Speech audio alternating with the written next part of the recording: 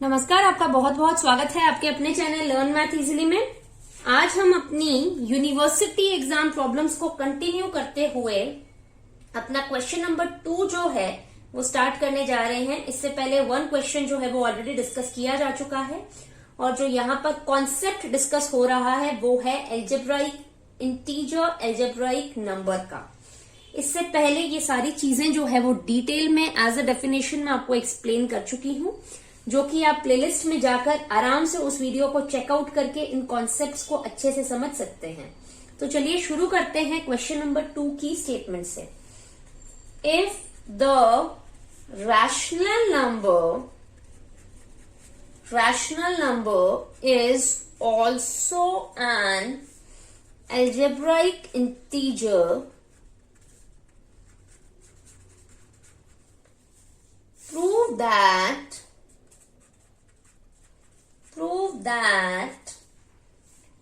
R must be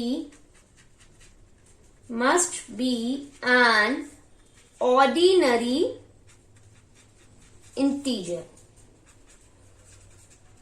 R जो है वो एक ऑर्डिनरी इंटीजर हो जाएगा।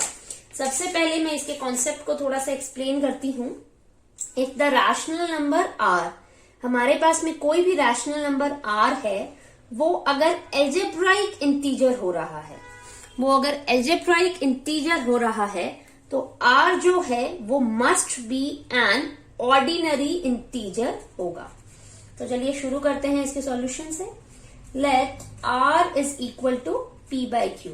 ये एक रैशनल नंबर है, हमने इसको इसकी लोएस्ट फॉर्म में कंसिडर करा है, यानी कि हमारे पास में GCD of P and Q जो है वो 1 है एंड क्यू जो है वो ग्रेटर देन 0 है।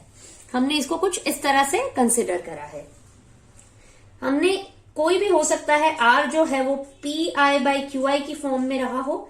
जो भी कॉमन जो आ रहा था हमने उसको कैंसिल करने के बाद में उसको उसकी lowest form P by Q में कन्वर्ट कर दिया, जिससे क्या हुआ, दोनों का जो जीसीडी है वो 1 हो गया और Q को हमने पॉजिटिव कर दिया है। अब हमें ये प्रूफ करना है कि R जो है वो एक ऑर्डिनरी इंटीजर है। हमको क्या दे रखा है, R जो है वो एक एल्जेब्राइक इंटीजर है। Given that R is N algebraic integer, ये चीज हमको यहां पर दे रखी है। इसका मतलब R जो है वो एक monic polynomial with integer coefficients को सेटिस्फाई करेगा। Therefore, there exists fx such that fx is equal to xm plus a1 xm minus 1 plus and so on plus am is equal to 0। यानी कि हमारे पास में R जो है वो एक ऐसे पॉलिनोमियल को सेटिस्फाई करेगा जो कि मोनिक भी हो विद इंटीजर कोएफिशिएंट्स। ये सब a1 a2 टू am कहां बिलोंग कर रहे हैं, सेट ऑफ इंटीजर्स को। R जो है वो ये इक्वल टू 0 नहीं आएगा। R जो है वो इस इक्वेशन इस पॉलिनोमियल को सेटिस्फाई करेगा। Therefore, R to the power m plus a1 R to the power m minus 1 plus and so on plus am is equal to 0। अब हमारे पास में R क्या है, P बाई क्यू। तो ये हमारे पास में क्या हो गया, Pm by Q M plus a1 Pm minus 1 by Q M minus 1 plus and so on Q M minus am minus 1 p by q plus am is equal to 0। हम क्या करेंगे, इस पूरी इक्वेशन को, ये जो डिनोमिनेटर्स हैं उन सब का एलसीएम ले लेंगे। तो ये हमारे पास में क्या आ जाएगा, pm प्लस यहां से q कॉमन ले लीजिए, तो ये आ गया alpha 1 p to the power m minus 1 plus and so on plus q to the power m minus 2 alpha m minus 1 plus q to the power m minus 1 alpha m whole divided by q to the power m is equal to 0। यहां पर हम क्या कर रहे हैं, सिर्फ LCM ले रहे हैं और ये वाला जो फर्स्ट टर्म है इसको हमने अलग रख दिया है और बाकी जितनी भी टर्म्स हैं उन सबको एक साथ में ब्रैकेट के अंदर रख दिया है, जिससे हमने q कॉमन ले लिया है। तो ये हमारे पास में क्या आ जाएगा, pm, सॉरी ये अल्फा नहीं है, ये इस वाली इक्वेशन को मैं वापस लिखती हूं एक बार। ये आ गया pm plus q a1 p to the power m minus 1 plus and so on plus q to the power m minus 2 a m minus 1 p plus a m q to the power m is equal to 0 whole divided by q to the power m।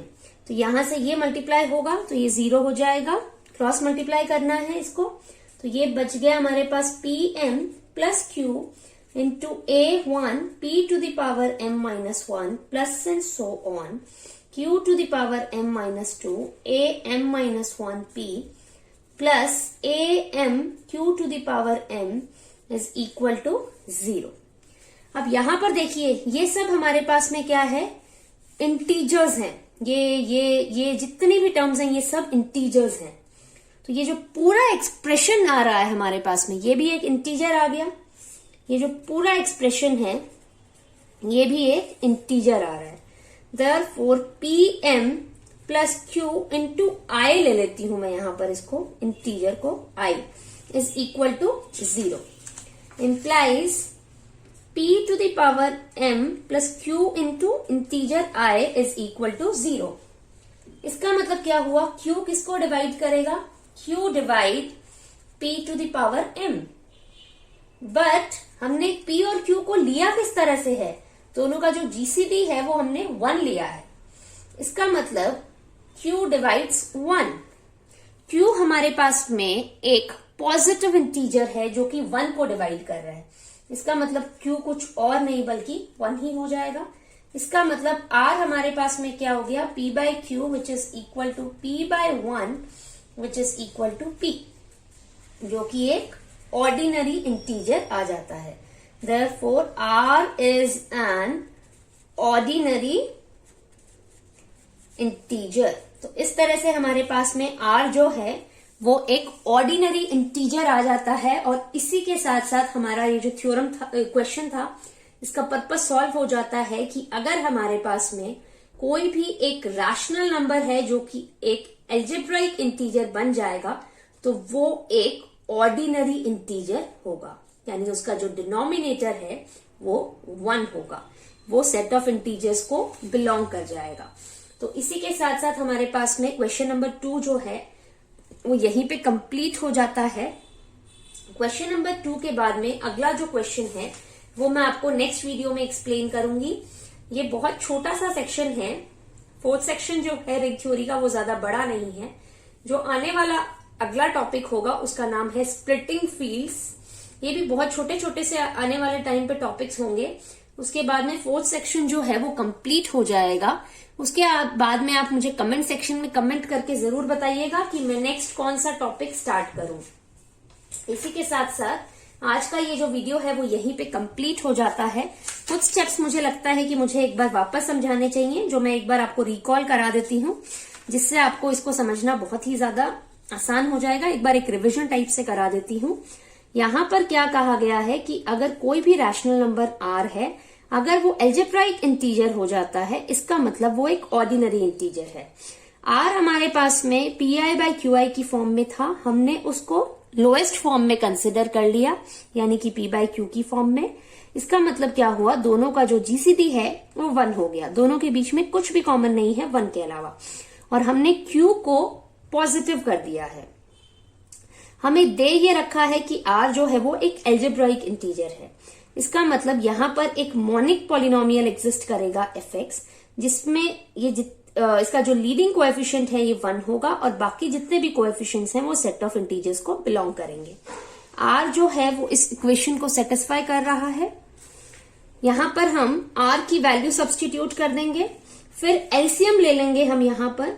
LCM हमने ले लिया और p to the power m को छोड़कर बाकी जितनी भी terms हैं उन सब से हमने q कॉमन ले लिया। ये जितने भी टर्म्स हैं ये सब इंटीजर है, तो उनका प्रोडक्ट प्लस एडिशन जो है वो एक इंटीजर बन जाएगा। तो pm plus q into I is equal to 0 आ जाएगा।